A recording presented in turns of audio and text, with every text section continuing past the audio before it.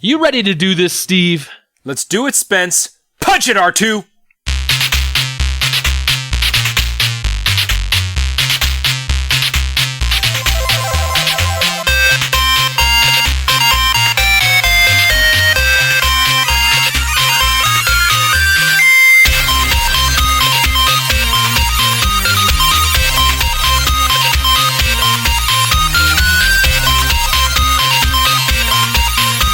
Welcome, super friends, to the Fortress of Nerditude podcast, a safe place to talk about all things in nerd and pop culture. I'm Spencer Stapleton, and my co-pilot, as always, is Steve Madura. Sasimanya! We're two best friends that, despite being fathers and husbands, we just refuse to grow up. Thank you for joining us. This is episode number 43. We release every Thursday morning on iTunes, Google Music, and Stitcher. And Steve just spoke a little Russian. Get out the old Google Translator and take a listen.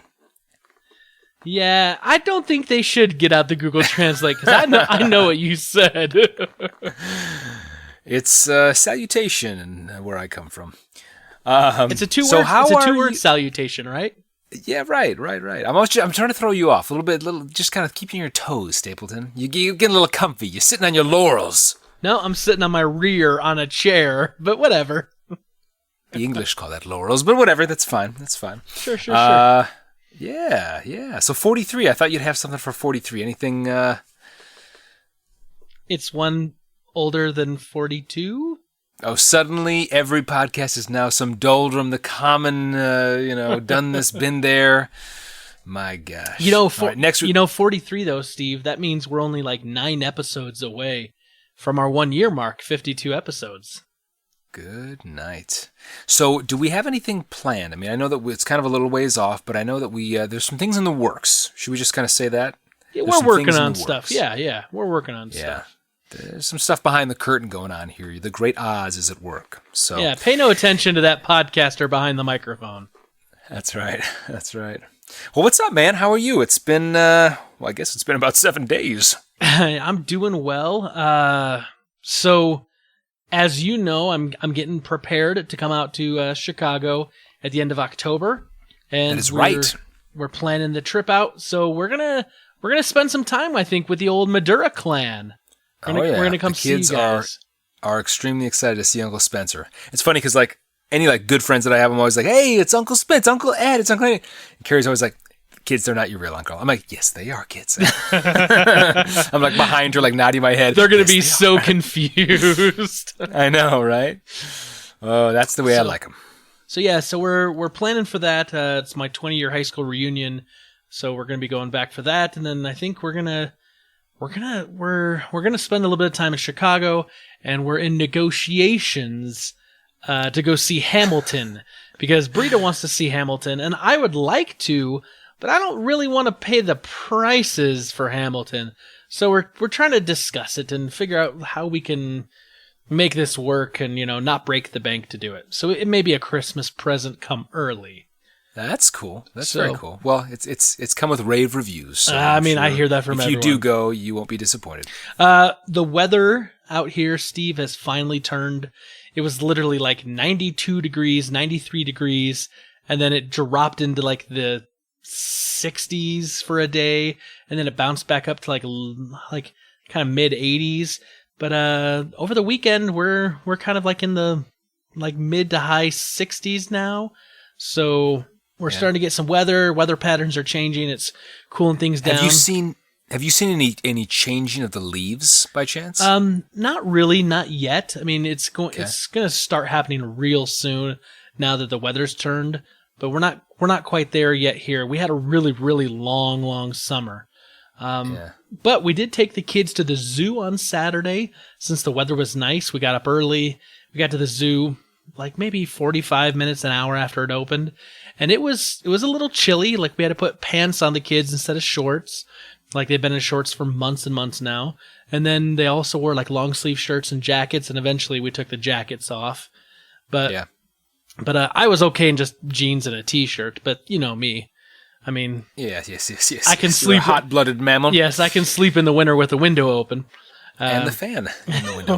Hey, whatever. So were there any highlights to your zoo trip? Any gorilla attacks? No, not really, but the boys went nuts for the sea lions. Like, they got to kind of go down and see the sea lions swimming underwater, and both of the boys just ate that up. They thought it was great. They really like riding a little train at the zoo. There's a train that kind of goes around kind of the African, like, zoo encampment area where, like, zebras and giraffes and birds and ostriches are all kind of together. And the train was under maintenance, and the boys didn't get to ride the train. Oh, no. And it was at the end of the day, and like we promised them they could ride the train right before we left. And then the train wasn't running. So I was like, well, boys, how about next time we can ride it twice? So you could take the little track, the Traxxas or whatever, downtown Salt Lake. It's not the same, man. It's not the same. Let's see what else is going on. I had a dentist appointment today, and I got my annual teeth cleaning, and they checked on some stuff, and I've got some teeth that need to be crowned. I had the work done on them a couple of years ago. They just need the crowns. So I'm going to go in for that. And then I had the real reason why I went in was I had a cavity that broke on me. Like, the filling broke and came out. Oh. So it's starting to bug me a little bit. So I was like, maybe it's time to go back to the dentist. And I don't know about you, Steve, but the last time I had a teeth cleaning, it was all like, I don't know, it felt like they were with like a power sander in my mouth, and just like everything felt like I don't know, rough and horrible, and it was a bad experience. But this time they had like, I don't know what it is. It's like this new technology. It's like a water brush thing, and it was like, it felt like a little tiny little Dremel with like a soft bristle on it, kind of, and they use it to clean, and it was a much better. Now, granted, I do not like dentists one bit. Not dentists. Dentists themselves are nice people, generally speaking. My father-in-law's an orthodontist. Kurt Lane growing up, a great guy. But it's what they do, and like that whole the drill, just nails on a chalkboard to me in a way. But I went in, and it wasn't that bad of an experience. It was. I don't know, like it made me feel like I was betraying my own emotions after all these years. Like, no. This wasn't like this wasn't like a pediatric dentist, was it? Was it like you can get a lollipop afterwards? You like sat in one of these little like fun animal chairs and like, yeah. It wasn't an animal; it was a race car. Okay, leave me alone. No, it was pretty good. So I'm going to be going back on Wednesday to have the 2 crowns and the filling taken care of. But as far as like media stuff, like what I've been doing, I'm watching the Iron Fist on Netflix. So like I powered through Luke Cage, and now I'm probably like 2/3 of the way through Iron Fist because I'm really trying to get caught up, and I want to get to the Defenders. So I also know that like Jessica Jones season 2 just wrapped up filming, so that's probably coming around the corner. I know the Punisher series is coming around the corner. So like I'm really trying to get caught up on the Marvel Netflix stuff. Been playing a bunch of Destiny 2. I mean, that's been out now, what, a week? 2 weeks, maybe? 2 weeks, maybe? I think you were going to hop off the podcast last week and play it, I think. Yeah. Yep. And anyway, so I've been playing a bunch of that, and I've got my first character up to max level, which is 20, and working on getting him gear so he can raid, and so I'm now probably going to start playing, my alts. I got 2 alts that I'll make, the other 2 classes. So you get my main is a warlock, and then I also play a Titan and a Hunter as alts.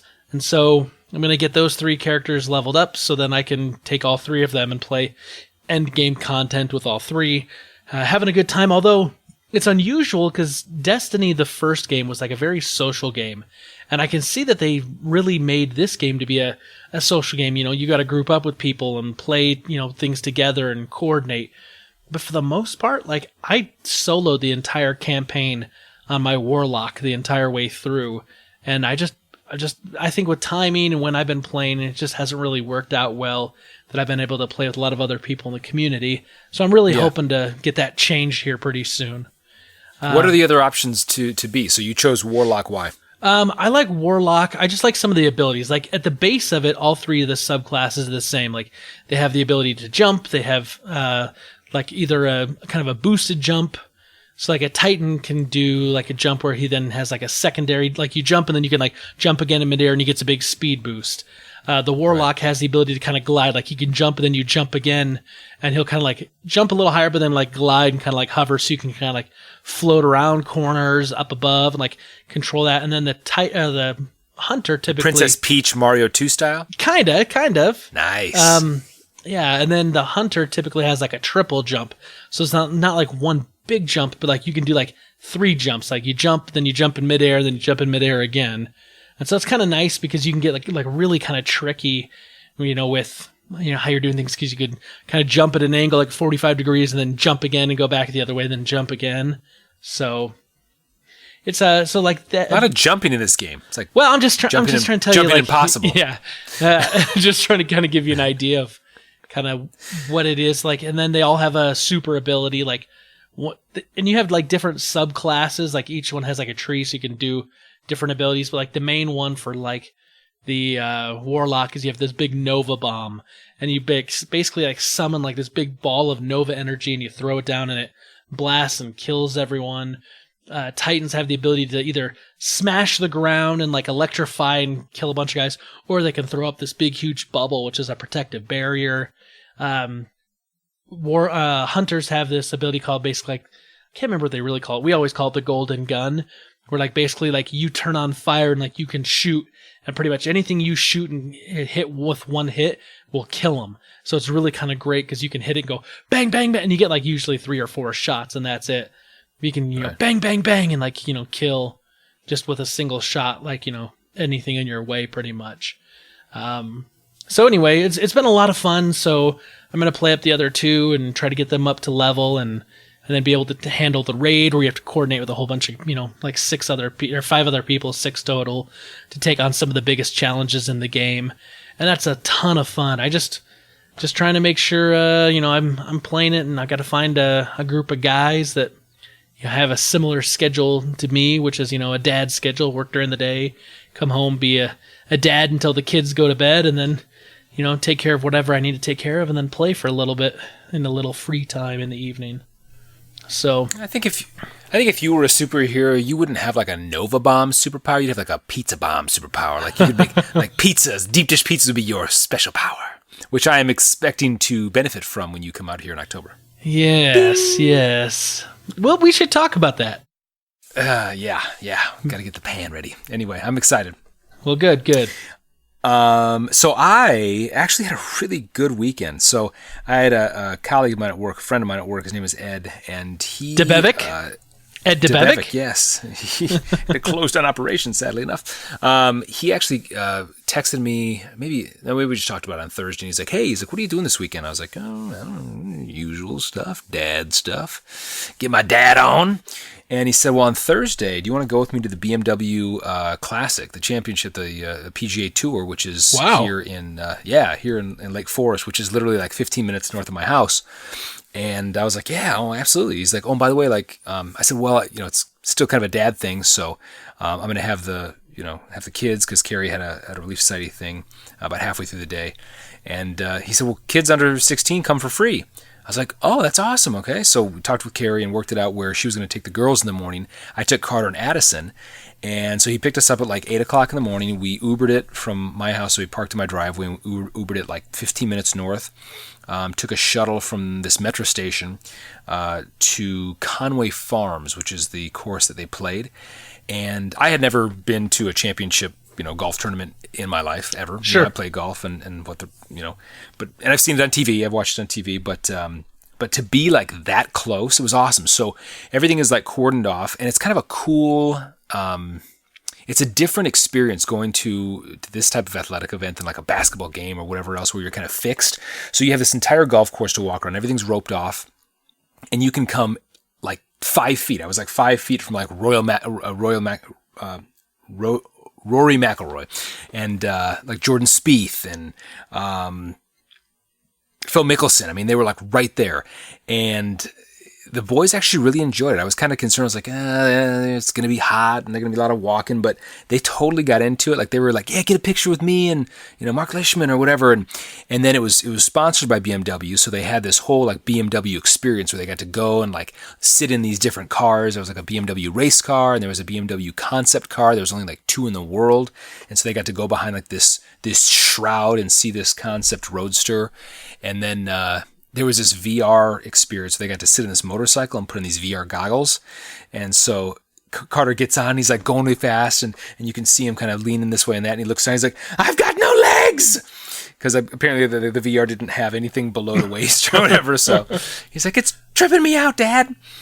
And then they had this really cool like golf experience where you could go. It was almost like a top flight golf where the kids could hit golf balls into like these different zones, and it was a big screen where you could see it computer animated once you hit it out onto a real course. And it was a great day, a lot of fun, and I had a great time. So while you were at this PGA event, right? Mm-hmm. Did you get to use a Shooter McGavin line for any reason? I mean, did you get to, give the old Shooter McGavin joke like, so, I saw Doug playing yesterday, and I got to tell you, this guy spends more time in the sand than David Hasselhoff. No, but if I ever told you the story that I had a friend of mine, also a colleague, that was down at a bar in, I want to say Atlanta, and he sees Chubbs. I forget his last name, from Happy Gilmore. He sees Carl Weathers. He's like, Chubbs? And then right next to him is Shooter McGavin. Like, I forget the actor's name. But they're like together, like hanging out. And he's like, what the freak? So he's like, oh my gosh, we got to get a picture. He's like, can we get a picture with you guys? They're like, yeah, no problem. And so our CFO, his name is John Chen.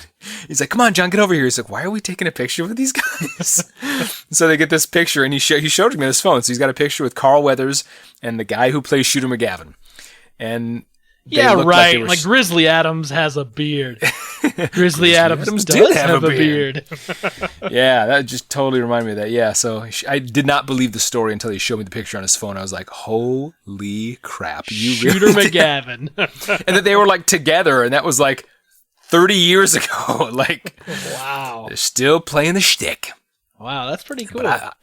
Yeah. And then after that, so we got back and we were home about an hour, and Carrie's like, you're taking the kids to Six Flags. I gotta go. I'm like, what? I've like been out walking on a golf course for like 6 hours in the 85-degree sun. I'm like, okay, kids, let's go. And it was the first day of Fright Fest. So we're up at Six Flags, and Carrie's like, now be sure to bring them home at 5 o'clock, because then all heck breaks loose and all these scary characters come out. Yeah, we stayed till like 8. And all these like creatures are coming out, and Lila, my little 4-year-old or 5-year-old now, is like, Daddy, those are costumes, right? I'm like, yes, well, except for that one. Like, that's a horribly disfigured person. No, I'm kidding. Yeah. But freaks come out at night. The freaks come out at night. Yeah. Everybody started doing Michael J. Yeah. Anyway, it was cool. And Alana, she saw this one that she'd seen last year at Fright Fest, and she's like, I want to go see the girl with the fangs. So she got this picture, and this woman's like, freakish little human, and so she got this, cool little memory. But nice. they have. You remember the opening? That's a cool little memory that she will be able to tell her therapist for many years to come. That's right, exactly. Do you remember though the front carousel area that has that large pond? They dye it red, so it's all blood. And they got these skeletons coming out. We've got a great family picture in front of that. Nice. It's gonna go on the Christmas cards. Please tell me it will. Please tell me. I wish. It didn't have Carrie in it. She was at the Relief Society meeting. So anyway, but a great week. Photoshop, baby. Yeah, Photoshop. But anyway, it was a great week. Thank you to Ed Beck. Shout out to him for getting us into the BMW Classic. Thanks, Ed. Wait a minute. You didn't get me in. I'll show you pictures. We can Photoshop you in. Well, good, man. I'm glad you guys got to have a good weekend and like do some fun stuff. Like, isn't it great just to like, I don't know, like sometimes I'm like, you know what, Brita, let's not like, we really needed to mow the lawn this weekend because we're kind of in that like part of the year now where we've turned off the sprinklers, where we're still getting water. So like the grass is still kind of growing, but like it's starting to kind of grow in patches now. So like we really need to mow it so it's all uniform. We have like the places around our apple trees are like the grass is really high, yet like in other places it's like bare almost. And I was like, you know what? I'm like, let's not do that. Let's not do yard work this weekend. Let's just make a memory. Let's go do something fun with the kids. Let's do something. And it's like, we went out like to the zoo and we went with friends, Rob and Nicole, and they brought their 3 kids. And we just went into the zoo and had a fun day. Here's to memories. Right. Well, Steve, I'm glad we're back here once again. Glad you had a good week. And let's make a memory tonight, shall we? Let's do it. Let's get to that old Rebel Intelligence. What do you say? Bingo. I always have to let you know, many Bothans died to bring us this information. Rest in peace, you Bothans.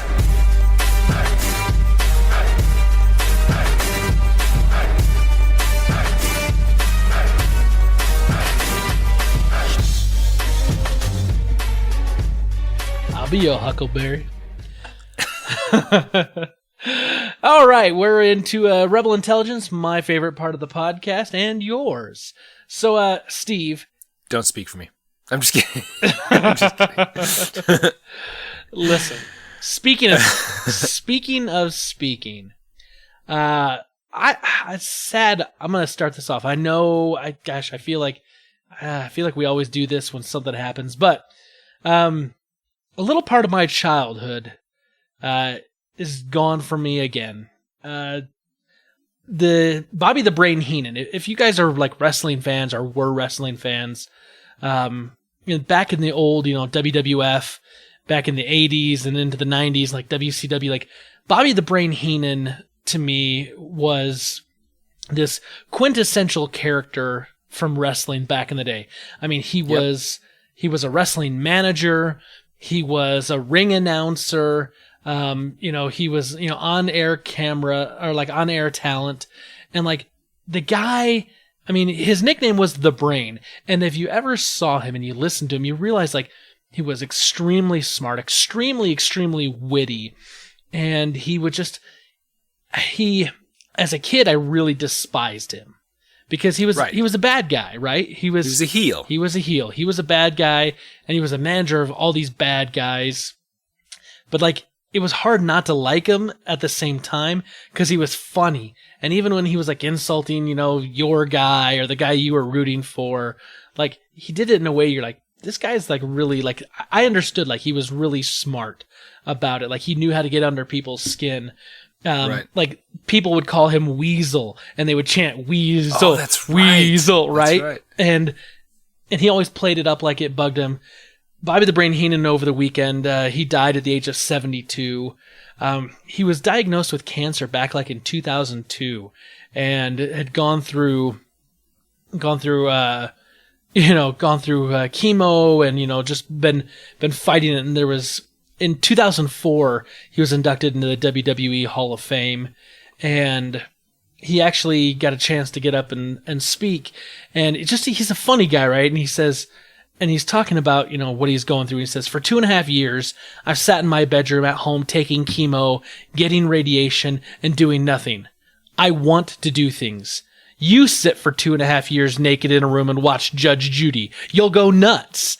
And, and it's just like, it was like that sense of humor, like, even through illness and pain, like he could find, something to make people laugh. And anyway, I'm sad to see him go. I really did enjoy every single time he was on screen. Like he was just fun to listen to. And I really, really hope that he is reunited with Gorilla Monsoon up in heaven and that the two of them are going to be calling, matches for years to come up there because, just like in my mind, like those were the guys that called the matches if, Bobby Heenan wasn't out there with his family. I mean, think about it. Like, do you remember, of course, like who his like most famous wrestler was that he managed? Oh, do I ever. Andre the Giant. Come on, give me your impression. Bobby the Brain Heenan. So, that's all. I don't even know what the context of that line is, but yes. So like you're right. He managed Andre the Giant, and of course, like I remember him from WrestleMania 3 when he was there, but like he also managed guys like Nick Bockwinkel, the Brainbusters, King Kong Bundy, Big John Studd, Kurt Hennig, Mr. Perfect, Ravishing Rick Rude. I mean, he just like, just a whole bunch of guys. And apparently like, just he'd been in the industry forever, started when he was like a teenager, carrying wrestlers' jackets and selling sodas and hot dogs and whatever, and just whatever was asked. And then one day someone didn't show up, and so they asked him to put on a mask and jump in the ring. That's so awesome. And he started wrestling and eventually became a manager. And anyway, he's passed away, age 72, long fight with cancer over the years.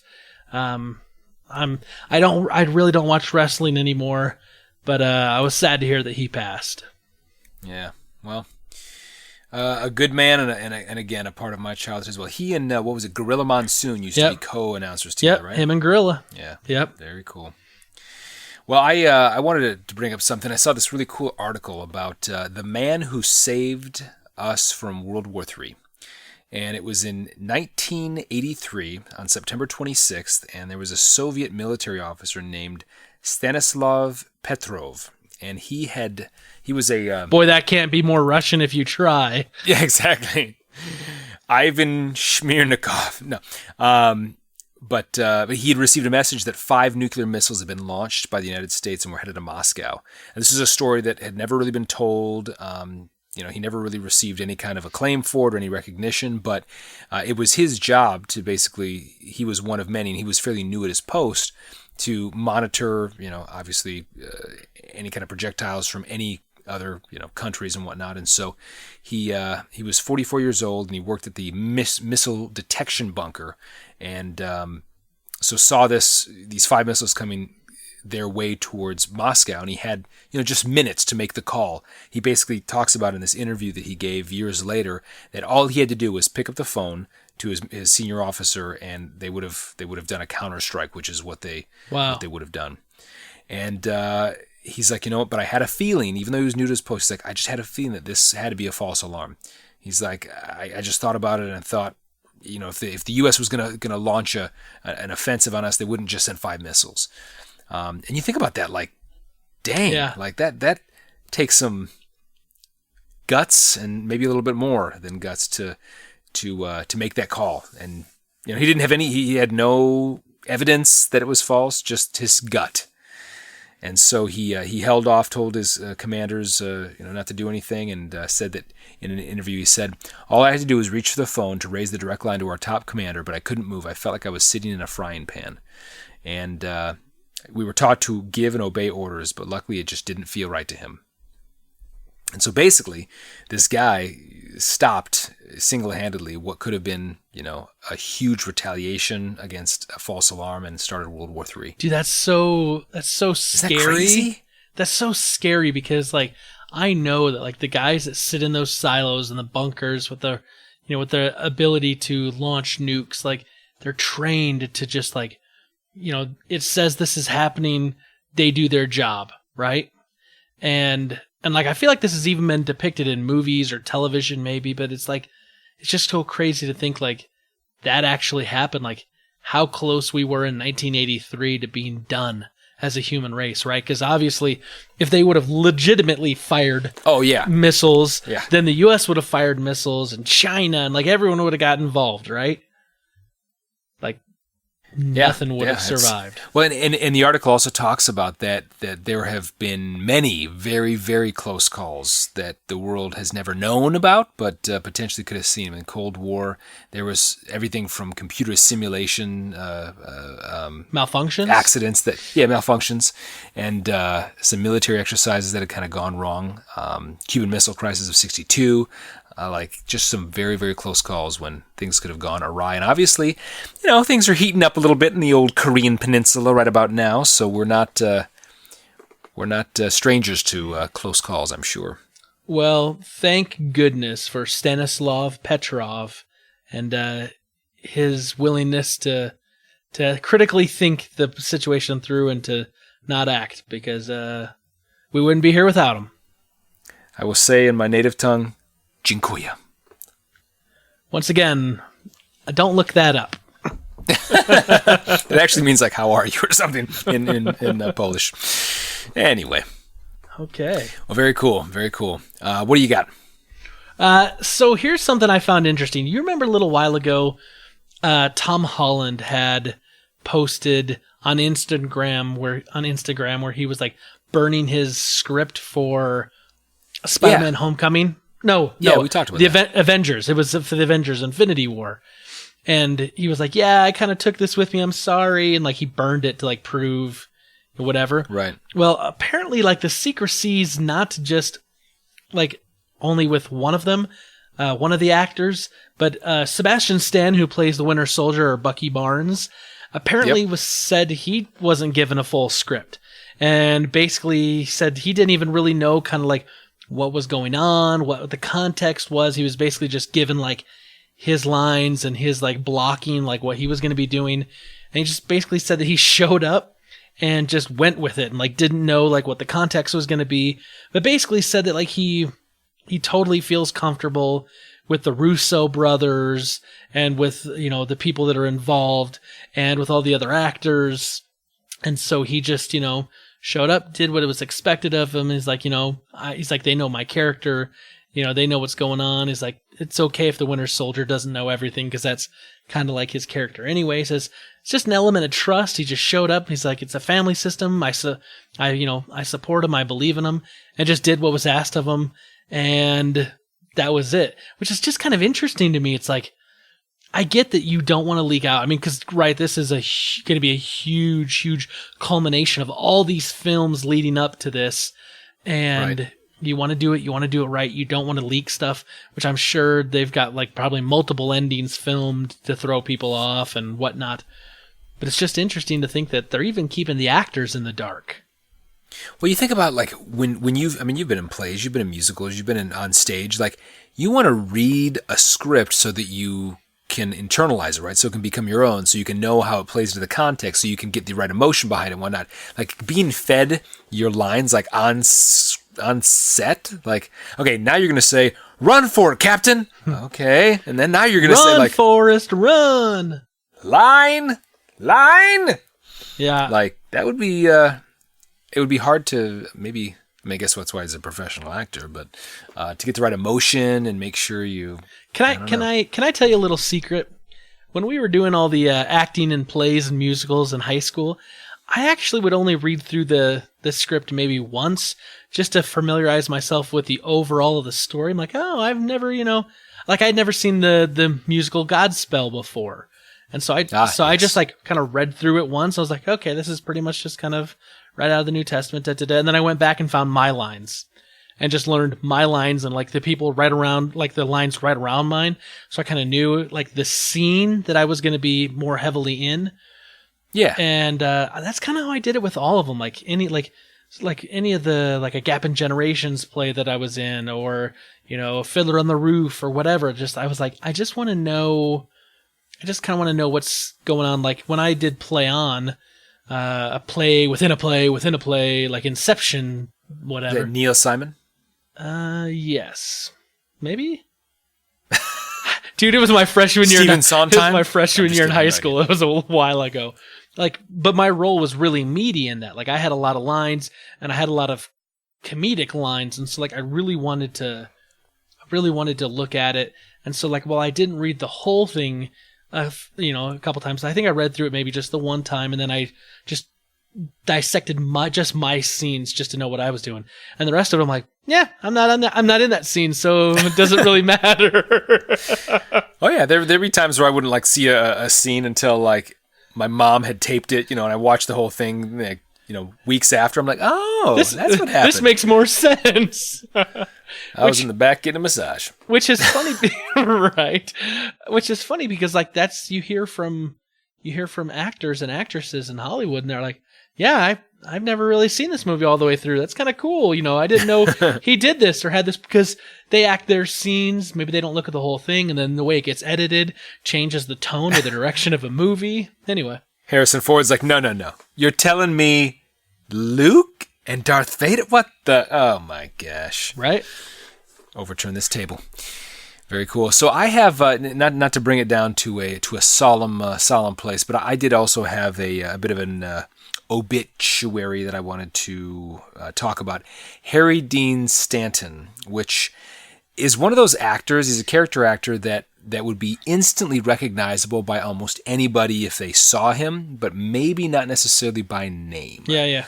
And he died of natural causes in L.A. today. He was 91 years old, so lasted a little longer than Bobby the Brain Heenan. But he was one of those guys that was in that thing, that one show, you know? Yeah.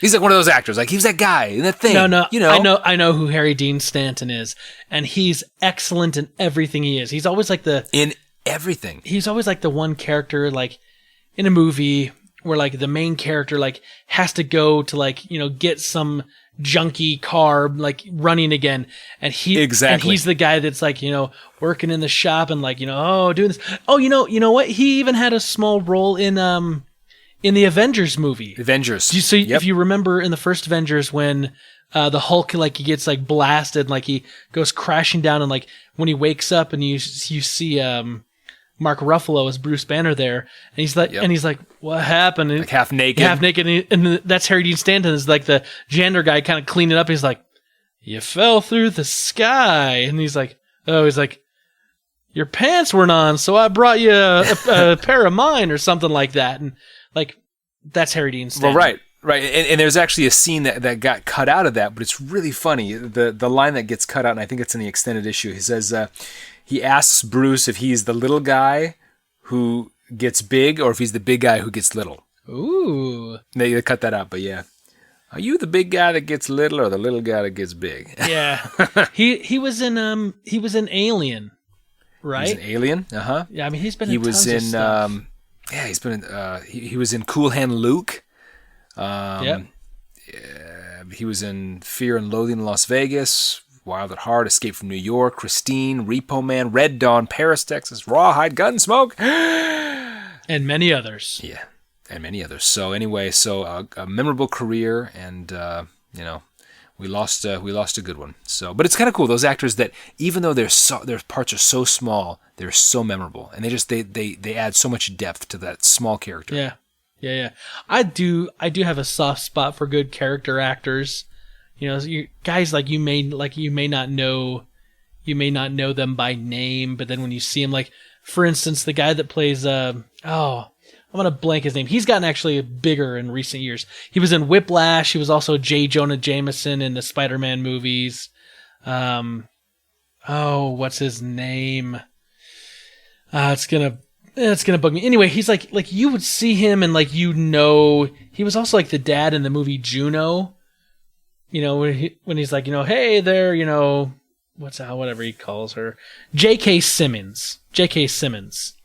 That's the guy's name? That's the guy's name. Like, just Google him real quick. You will see him, and you're like, oh yeah, I totally know this guy. He's one of those. One of those character actors. Like anything he's in. Oh yeah, that guy. He's in the State Farm Insurance. Yes. Or he's in some insurance ad. Yeah. Dude, like. Oh, he's great. Just a great character actor. And he was in some TV show recently as well. Probably. Yeah. Anyway, good guy. Yeah. Okay, Steve. So I'm a big Game of Thrones fan. I've read the book series, Song of Ice and Fire. I'm patiently waiting for the 6th book. But here's something kind of cool. Like, you know, we talked a little while ago, George R. Martin was talking about, you know, maybe doing like 5 other things with HBO. And obviously HBO wants to roll some sort of, you know, spin-off, right, from Game of Thrones, because they've got one more season. They're going to wrap up. It's been a big moneymaker for them. Well, apparently HBO's had a little sneak peek at an animated series called Game of Thrones Conquest and Rebellion, which is basically going to show Aegon Targaryen's conquest of the Seven Kingdoms, and they think probably leading all the way up to Robert's Rebellion, which is kind of the big event that helps set the stage to kick off a Game of Thrones book and the TV show of the same name. And so what's kind of interesting about this is that this is like a little animated mini-series or animated series that looks like it's only going to be part of Game of Thrones Season 7 on Blu-ray if you purchase it. It's like 45 minutes long.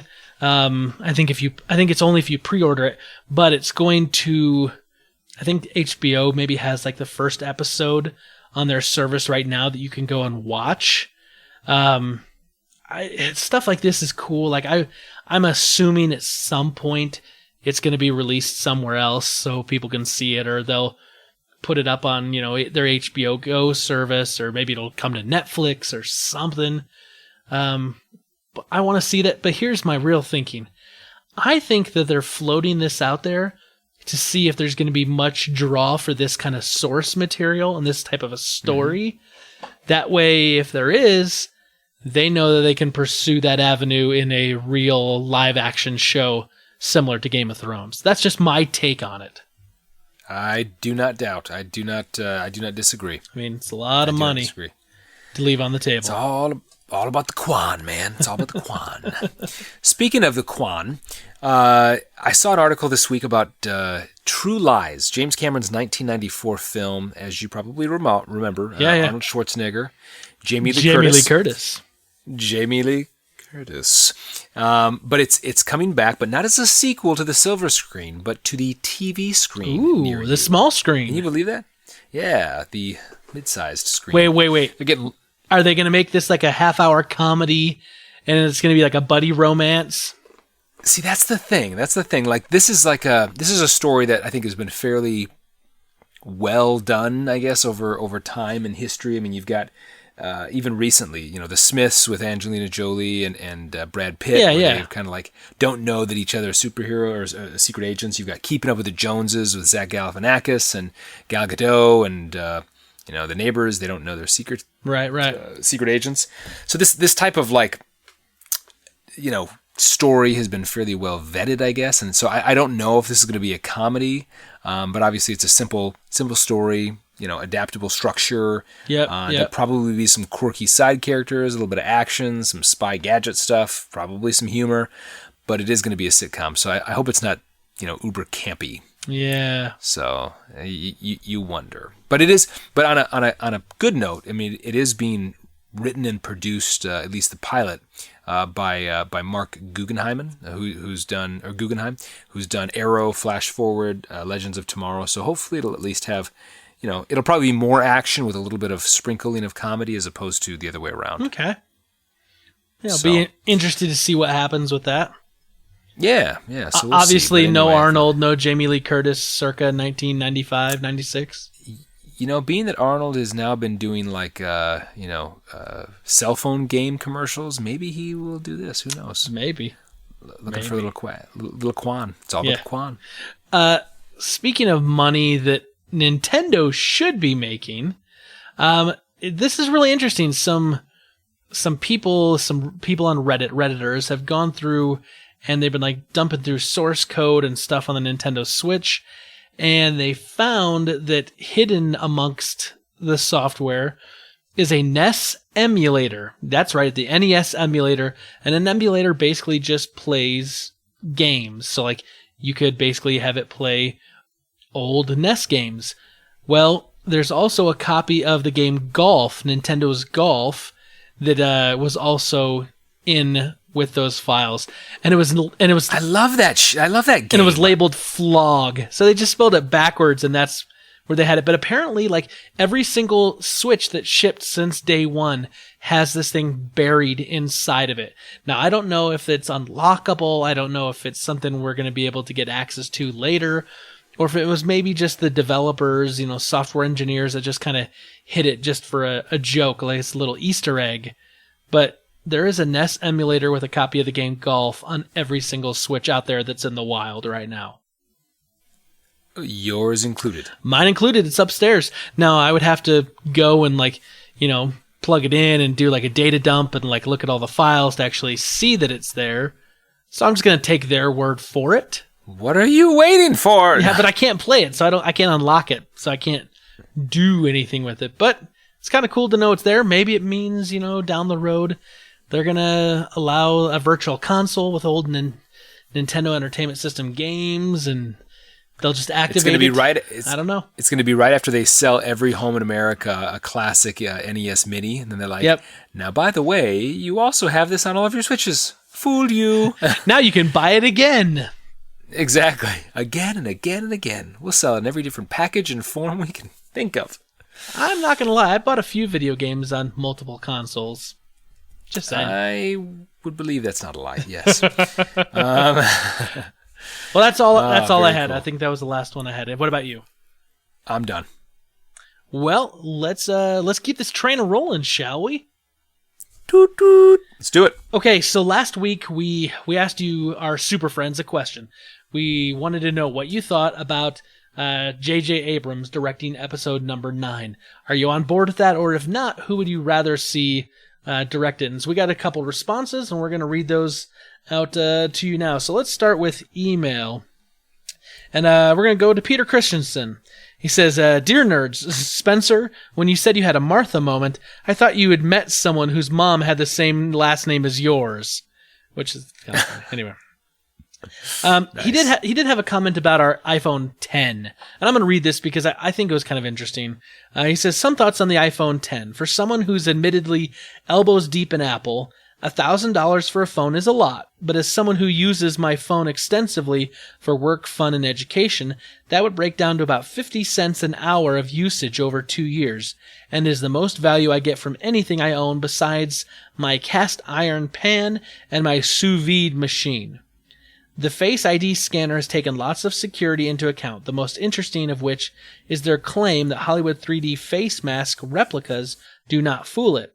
Also, it has a screen the size of a Mammoth Plus line while being the size of a regular size iPhones, so it's easier to handle in your hands and pocket. Okay? Fair enough. I mean, from someone, we're not, you and I aren't Apple guys, and we're not going to shell out $1,000 for it. And I mean, my phone was like $700, and I use it for work, I use it a ton for work, and I use it for recreation, and I'm on it all the time. So I do get that, but I'm just saying, like, phones are $700 that do all that kind of same stuff. $1,000, just why $300 more? It's just too much. It's just too much. I know. There's just some like mental threshold of like $1,000. Yeah. Like, make it $9.99. Fool me. No, it doesn't fool no one. No. I want to be fooled. It's like a gas station. They're like, our gas price is $3.26 a gallon. You're like, actually, it's $3.27 because it's like $3.26 and 9/10 of a penny. Right. No one buys that crap. Those Canadian half pennies. Anyway, he says, going on to the real question, says, I'm not excited that J.J. Abrams will be directing Star Wars 9 for the sake of that movie, but for the Star Wars movie universe. I like the way Marvel takes a variety of directors and plugs them into their strong editorial process, and I feel like Lucasfilm is outsourcing that reliability to a known director instead of developing that capacity themselves. Thanks for another adequate show. Steve, I'll not let you twist my praise. So here's the thing. Like, I get that. I get what he's saying about, like, he thinks that they're just maybe kind of taking the easy road, going to an established director that's already done a film, a known entity versus, like, having a stable of directors that they can shepherd. But, like, I think they've been trying to do that. It seems like because they lost the director for Han Solo, Philip Lord and Christopher Miller, and then they lost, right. Colin Trevorrow from this one. So, like, I feel like maybe just the people they were looking at maybe just weren't right fits, or just maybe their editorial process is really strong and they want a strong hand on the tiller to help, make sure the ship goes in the right direction. And they're just going to go with someone who's going to follow marching orders and not, buck the trend too much.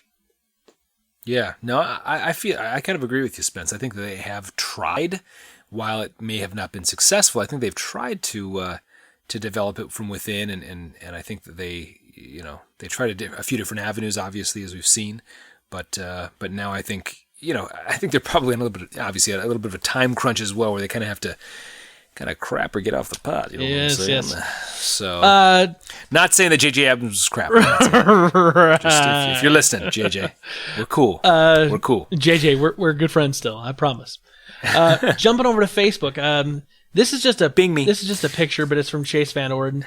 But it's from Star Wars Rogue One, the very kind of beginning where you had director Krennic coming back to get Jyn Erso's father to like saying like the work is stalled, you got to come back.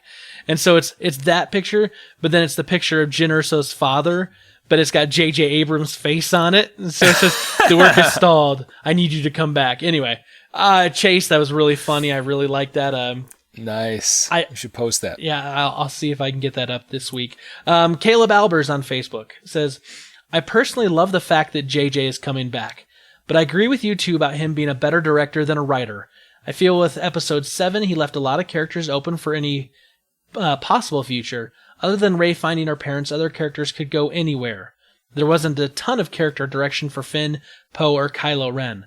All we know about Kylo is that he's going to Snoke to complete some sort of training, and the main goal of everyone else was to find Luke. Poe was trying to get the information to the rebellion, and Finn was trying to help Rey get to Luke, all of which were done. So they have no solid foundation for the rest of their story. I believe as long as episode 8 is done well and has a very solid story, and as long as JJ isn't the writer for episode 9, that the film will be a huge success. I believe in his directing skills 100%. It's just his writing that leaves a lot to be desired. But, that being said, if I had to put someone else in the chair just for giggles and to see the epic product, I'd like to see Quentin Tarantino Star Wars film. Oh, that alone would be an amazing cinematic experience. And then he goes on to say, taking a dark twist. Yeah, I mean, there's not enough pop music that are in Star Wars movies to make Quentin Tarantino probably want to do it. We already had it in the early episodes, Anakin slaughter a bunch of young Jedis, and I feel like Quentin Tarantino would be slaughtered everywhere. Right. Caleb does say, P.S. No nerds, I don't sleep very well at night. My mind is a machine that refuses to shut down at times and likes to fill the silence with thoughts and worries. I wish that wasn't the case, but it is. Well, Caleb, turn on Netflix, man. Watch something happy. Listen to some backlogs of the show, man. Right. Not that would put you right to sleep. I'm not saying that. Yeah. You're still good. Yeah, Spencer. What was that about? Oh, you really want to go to sleep? Just listen to us. We'll put you to sleep. 4 out of 5 doctors recommend Fortress of Nerditude to put you to sleep.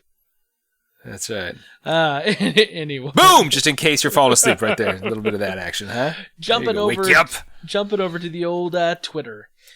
John at Sir John 11 says, so we asked, how do you feel? Are you happy with J.J. Abrams? He says, I am happy. I thought he did a great job with The Force Awakens. And the geeky nerd at dspin67 says, ditto. I think he'll be great. I think they're going to film a small part in Virginia. That would be cool, which is the area in which the geeky nerd lives. Like I said, The Force Awakens I thought was a great movie. It was safe. I mean, it was a little safe for me, but still, it gives an opportunity for growth in the next film. So yeah, but I don't disagree though about the comments about kind of the thinness of the character development with Poe and with Finn and others. I can't knock that. I think that's spot on. Absolutely. So. Anyway, Super Friends, thank you so much for answering our question. We love interacting with you every week. It is one of the things we do look forward to.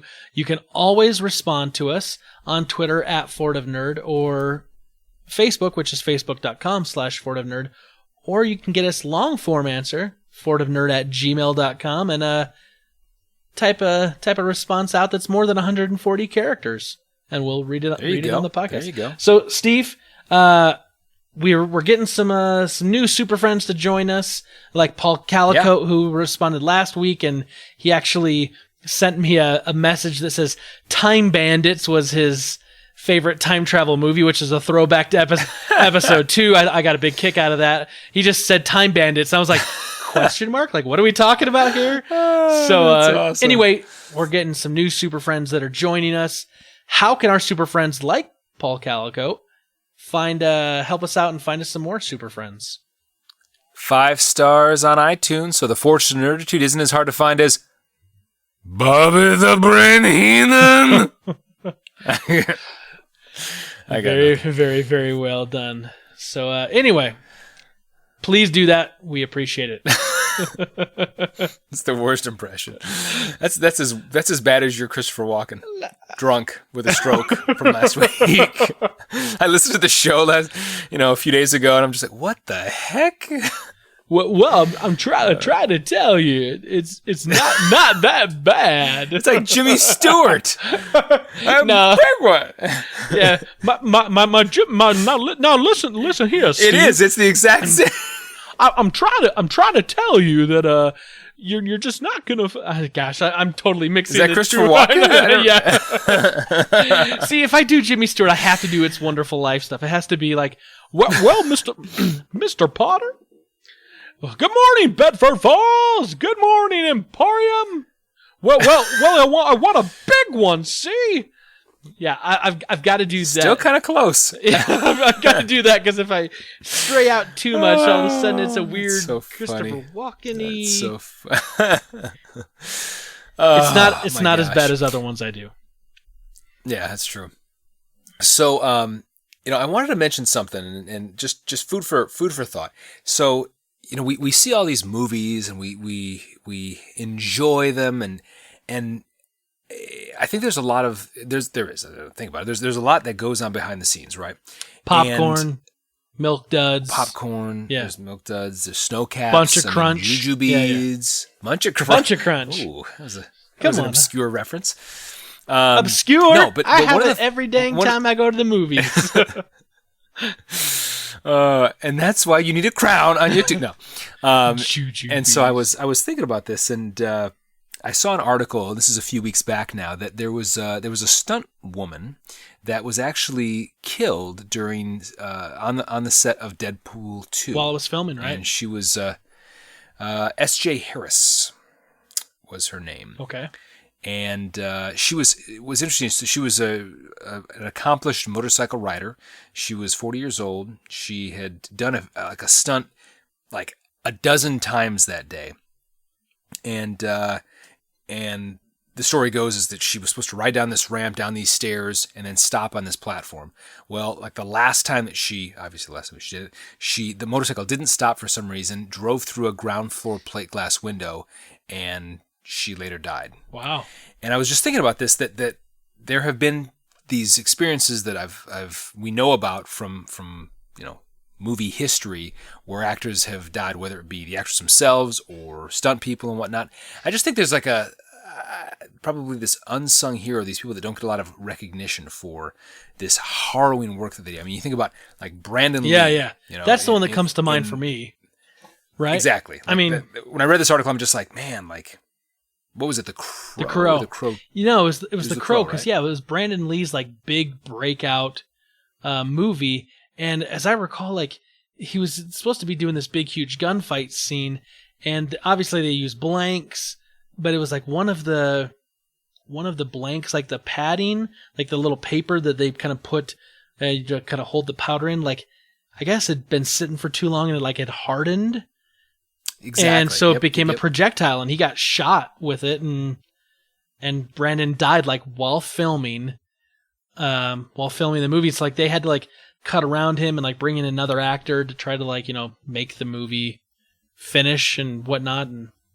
But I remember that one, I think also because like his father didn't Bruce Lee like die under like mysterious circumstances or kind of like questionable stuff too, and so it's kind of like people thought that there was maybe some sort of like curse because Bruce Lee was showing up, ancient secret martial arts to Western society, and so like it was like there was like people that believe. Are you basically just quoting the plot from the Dragon? No. But I mean, kinda. Like I didn't get this from Wikipedia. I saw a movie about it. But yeah, no, I think similar was true, and I don't know if he died on set. Bruce Lee, his father, Brandon's father, but it was shortly thereafter that something happened where there was a funky thing that happened. And so I went and I was thinking about this, and I went and just did a little bit of research about actors that actually opt to do their own stunts. And there are actually quite a few actors and actresses that do the majority of their own stunts. So much so that one of the names that I'm gonna read off actually was asked by his stunt double to stop doing the stunt so the stunt double could get paid. He's like, Harrison Ford, if you keep doing your own stunts, I have to go home. What, really? So Harrison Ford was like, okay, I'll back off. Yeah, he did most of his own stunts for Indiana Jones. Well, I do know the one story about when they were filming Raiders of the Lost Ark, where he had like 104 temperature. It's like really classic, famous scene now, where like, you know, he's standing in a big crowd and like the whole crowd parts, and there's this guy that has this big knife, this big sword, and he starts like flipping it around, and then Harrison Ford just pulls out his gun, shoots him, and then just turns and walks. It's because apparently like they were supposed to have this big huge whip fight scene, and like I remember hearing like the guys, you know, Harrison Ford was really sick and like his hat kept blowing off. So he actually took a stapler and stapled his hat down to his head so it wouldn't fly off. And then he was just so sick. He's like, and it's like for one take, he just pulled the gun out, deadpan, shot him, and then turned. And that's they used that awesome take, and that became the thing. Oh my gosh, that is awesome. Well, so a few others that I some I knew, some I didn't. So Angelina Jolie does about 99% of her own stunts. Really? Yeah, which I thought was kind of odd. Like she for Salt, where she has to go against Liv Schreiber, like she did almost all of them, which is pretty impressive when you watch that movie. Pretty dang impressive. It's a pretty intense movie. I don't remember. I remember seeing that movie, but I don't really remember it very well. I kept thinking it wasn't as good as the preview. It was where she was like a Russian plant where she had been raised by some Russian guy. She had like leave her parents, or maybe they killed them or something like that. Don't they have the ability to like shoot like bullets like around people somehow? Like they can kind of like curve the bullet around them somehow? Or is that another movie with Angelina Jolie I'm thinking of? Where she's like in a car and it's like spinning out of control and she shoots. She almost kind of does like a pistol whip shoot where it spins. I don't know. Bottom line is she does her own stunts. Okay. Obviously Jackie Chan. Oh yeah. I mean, do you remember when Rumble in the Bronx first came out? Yes. Like, and it was known that like he did all of his own stunts, which was unbelievable at the time because I don't think a lot of actors at the time were doing their own stunts. He broke his leg and then would continue to film after they put a cast on his leg, and he made them make a sock that looked like his pant leg and a tennis shoe. You know the cool the cool thing I like about Jackie Chan is, and I don't know when they started doing this, but like everyone has a lot of respect because he does his own stunts, right? Like everyone in the industry respects him for that because he got really big in like the late 90s, like mid-late 90s and early 2000s. I mean, he was in everything. What I really liked is some of his films, and I'm mostly thinking of like the Rush Hour movies, but I know they did it with a couple of others. Like during the credits, they play all these outtakes of like him doing stunts and getting hurt, or like, you know, accidentally getting punched in the face or whatever, and like or accidentally like punching something, and you watch him go ooh, and like try to hold his hand or whatever he did. But like I always found that like really interesting, like almost more than the movie itself, because it was like a little sneak peek of like here's behind the scenes and actually seeing like this crazy guy who does all these insane stunts. And they filmed it, and like you could watch it, and like it was pretty cool stuff. Well, I remember this one part in this movie called Police Story where he leaps onto this metal pole, and I think maybe this was one of the outtake things as well, where they showed him do it a few times. But he leaps to this metal pole, which is covered in lights, and it explodes. So he like slides down it, and then he falls off somehow. He shatters through an unbroken pane of glass without a camera cut. Climbs out from the ruins of the shattered glass kiosk or whatever that he fell through, holding a shard of glass to another guy's neck. Like, and you think like he did that all. That was a single take, right? Single That's take. Nuts. Like, what the freak? Another guy that does his own stunts, Jason Statham, right? Yeah, Statham does all of his own. But which is funny is he started doing his own stunts, and he didn't mean to get this reputation, but he was doing a movie, one of his first action films he did, which I don't remember the name of it, but they didn't have the money to do any kind of like green screens or any kind of like enhancements to any of the stunts, so he just ended up doing all of his own. He's like, I kind of dug my own hole and I can't really get out of it now. I heard there was a movie he did where like he was, maybe it was one of the Expendable movies, but basically he's supposed to like drive this truck and like come to a stop or something and then get out and like shoot his gun or whatever. Like for some reason, like the truck had like a malfunction. It just like kept driving, like drove off the edge of a dock into the water. Holy and like crap. he just got himself free and like swam away, like swam up and then like pulled. What happened to the truck? Like that's the thing. Like people said that I think it was.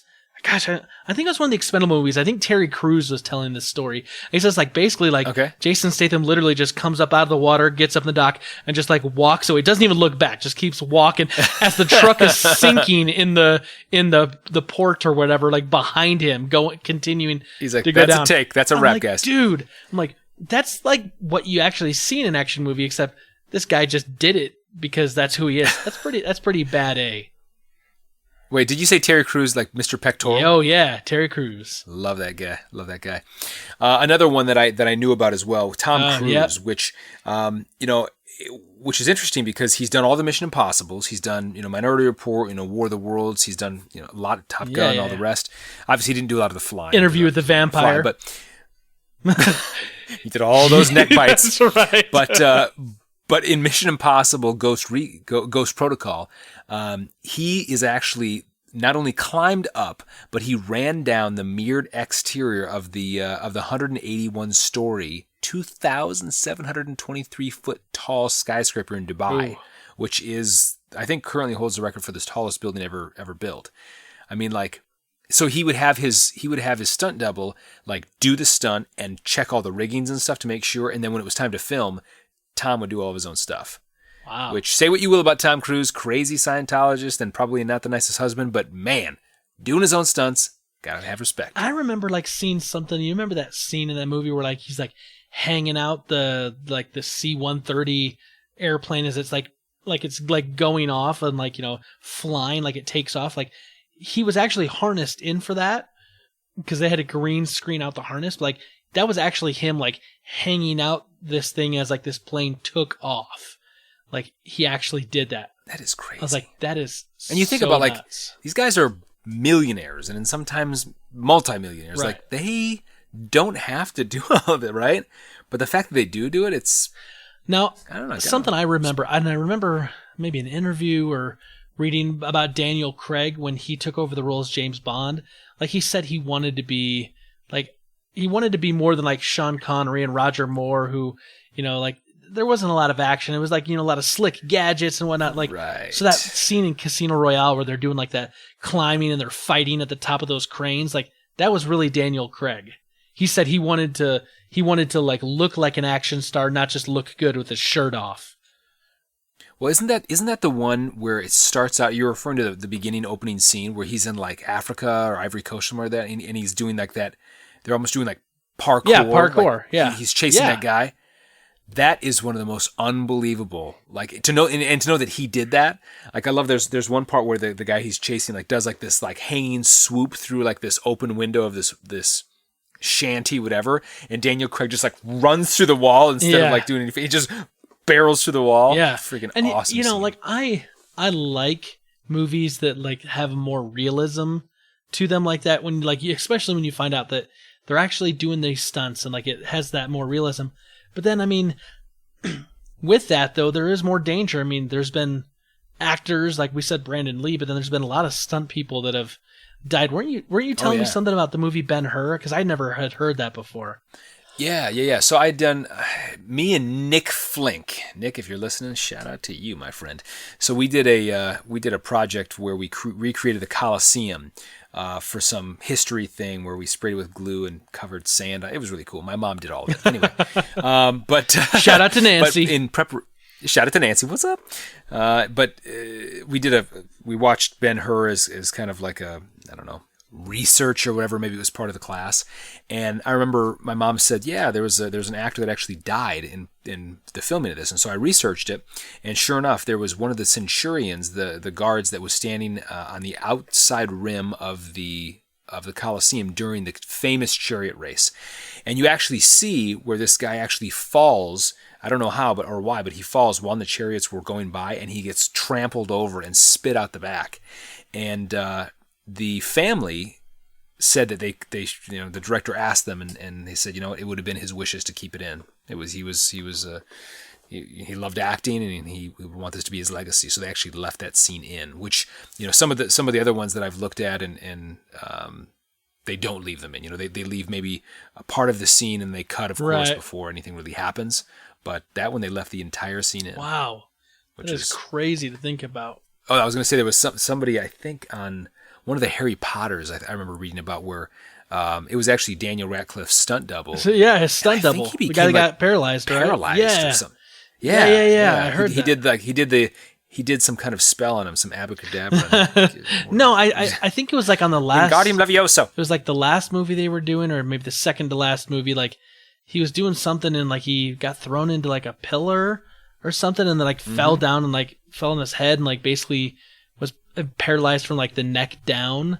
And I remember like Daniel Radcliffe was talking about it and said like it was really hard because this other kid had been basically his body double, his stunt double through all the movies from like when the time like they were like really, really young in the first one up till the present. And so he said it was really hard seeing that happen to someone who he knew. Yeah. Want to become a friend. Oh, sure. Yeah, absolutely. You know, Jason Bolt sent me a link to a video, matter of fact, just today, about how the Princess Bride has turned 30 years old this year. And there's this little video, and in this video, like they're like 7 things you may not know about the Princess Bride. And like one of them was that Carrie Elwes had been injured in like a dune buggy accident. And during the filming of the movie. And so like the next day was like the day where they have this scene where he's like, as you wish. Then he gets knocked down and he does all the rolling, you know, down the hill. Oh, right. But like right before then, when they're at the top of the hill, like they have this conversation and they're showing how Carrie is like super careful and deliberately walking so that he doesn't hurt himself. And when he goes to like lower himself down to a sitting position, he does so in a way that favors the one leg, but doesn't look too weird on camera. And then when he stands up, he basically does like a one-legged squat and keeps his other leg like straight and then stands up. And now that I've seen that and I know he was injured, like I don't know that I could ever watch that movie and unsee that now. And I started thinking, I bet you if you took a look at some of this stuff, like I bet you go back and you could watch movies and probably see where some of these actors, you know, who did their own stunts, like got hurt. And then we're trying to like hide their injury on film. Oh yeah. Well, going back to Jackie Chan, I'm sure there's tons of movies. You know, if you knew what to look for, that you could see him kind of limping or favoring a leg or wincing or whatever, and probably some of the times when they're supposed to be acting hurt or whatever, they probably actually are hurt. Right. It's called method. It's called method acting. Right. No, shoot me for real. So let me ask you this, Steve: if you're an actor in a big budget movie, would you do your own stunts or would you have the stunt guy do it? I would do the cool ones, and then like the really like possible death ones, I probably would have somebody else do. Yeah, but usually the possible death ones are the really cool ones. Like hanging out of a C-130 as it's taken off. That sounds pretty cool. Yeah, I don't know. I'd probably do like maybe 65%, maybe 50 to 65% of them, you know. I think I think I would want to do a lot of them, but then when I'd get up that high, I'm like, no, I have to run down the side of this building, the tallest building ever. Bring in the other fat guy that's bald who kind of looks like me. Let him do it. That's right. Oh my gosh. So let me ask you this. Is there like a favorite, I don't know, this is kind of weird, but is there like a favorite scene or a stunt scene from a movie that you're like, wow, that is an awesome, that's more real. That's not CGI that you can think of. I would say for me, you probably already mentioned it, but the scene from Casino Royale, that whole scene is just, I remember when I first saw it, I was like, that was an amazing 10 minutes of like nonstop running and parkour. And that was really when like parkour wasn't really big on YouTube or anything like that. And I was like absolutely amazed by that scene. Right.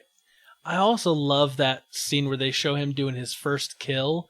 And it's not just like in that movie. Remember, like they had that big fight in the bathroom. Oh yeah, in the bathroom, like slamming his head into the counter and the sink, and that is breaking. Raw. Like, yeah, that just was like, I'm like, ooh, which I really liked because it definitely was different than the old Sean Connery, Roger Moore, Timothy Dalton. Yep. Like we're going to kill him, but have a little bit of charm at the same time. It was like, no, this was like gritty. Right. Like this is, if you were in a fight, for your life, that's how it would be. You'd use anything that was there and it would be raw and dirty.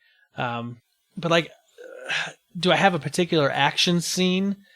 Man, I gotta say for like, and obviously there's probably a little more CGI than probably, other movies, but like the opening to Saving Private Ryan, where you have, because obviously like they were on those boats and like they flipped down the gates and like they had to go out into the water and like crawl through all that sand and try to, and then of course, all the shooting and, the other things. And obviously the guys that got shot and, all the blood and stuff, and the amputations, that was going to be CGI, obviously, or practical effects, to make it look good. But just like the realism, maybe per se of like the event that was depicting and that action scene, like it was brutal and it just did not let up. Like it just kind of kept going. Isn't that like a 30-minute, maybe not 30-minute, but that it's intro is like a 20, 30-minute intro before you actually get to like any like characters talking and like, trying to figure out like what they're doing and what the plan is. It's just D-Day. It's Normandy Beach. It's actually, I think, Utah Beach at Normandy that they were storming, and just, it's crazy.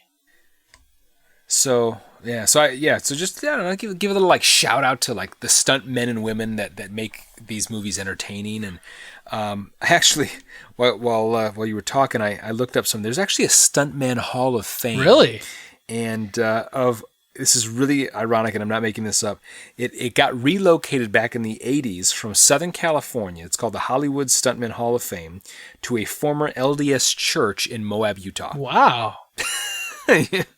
So it's in Moab, Utah. They have about 350 concrete blocks of hand and footprints of stuntmen through the ages.